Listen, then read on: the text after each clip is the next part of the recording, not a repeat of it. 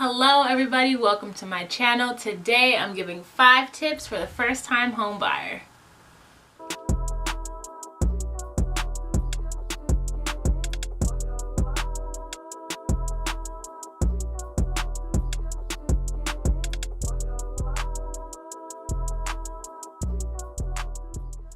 Hello and thank you for tuning in today where I'm giving you 5 tips for the first time home buyer.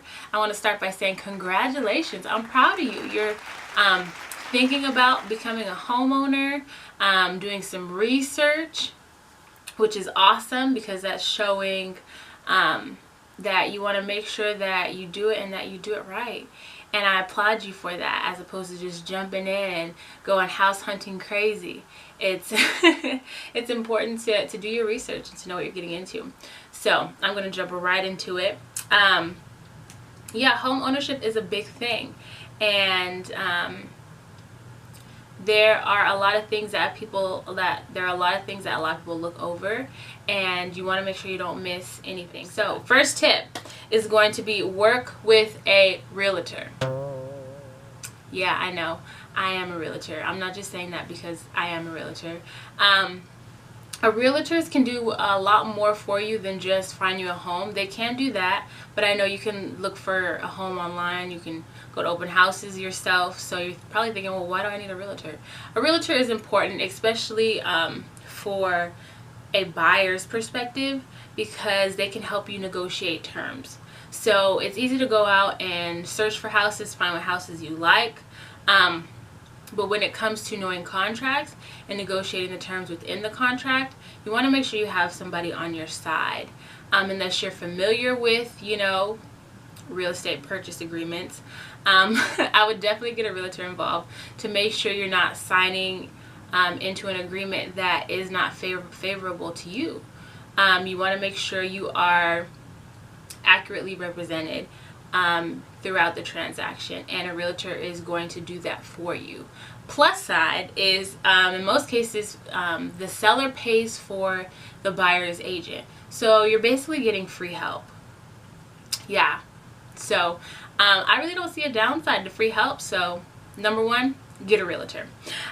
Second is you want to make sure you get pre-approved, and these tips are in no particular order.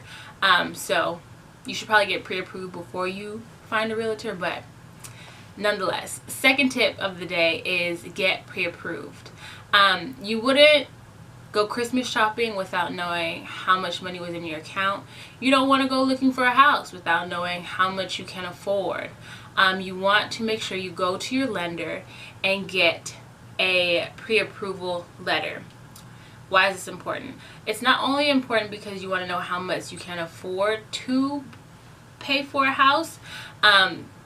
You need that approval letter in order to submit an offer. So you don't want to get ahead of yourself, start looking for houses, find a house that you want, and then not be able to put in an offer right away, because then you have to go back to your lender and get approved. And then if you assume that you were going to get approved for more than you actually get approved for, then you're not going to be able to buy the house. It could be multiple people putting in offers on that house. There's just a lot of variables that you can cut out if you make sure you get your pre-approval letter first. Now, oftentimes this is confused with a pre-qualification letter. A pre-qualification letter is not worth very much. It is the lender's best guess of what you might be able to get approved for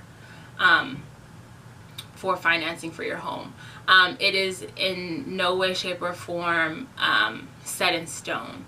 As opposed to a pre-approval letter, it's a little bit more of a lengthy process of your lender sitting down with you, getting pay stubs, bills from you, finding more about your debt history, and able to so that they're able to let you know how much you can qualify for in a loan. So your pre-approval letter is going to have a lot more weight when putting in an offer than a pre-qualification letter. Most people, they're not going to take a pre-qualification letter, so make sure you get your pre-approval letter. Tip number 3, you want to make a list. So you want to make a list of the 3 features that you need in a home, the 3 features that you want in a home, and the 3 features that you absolutely do not want in a home.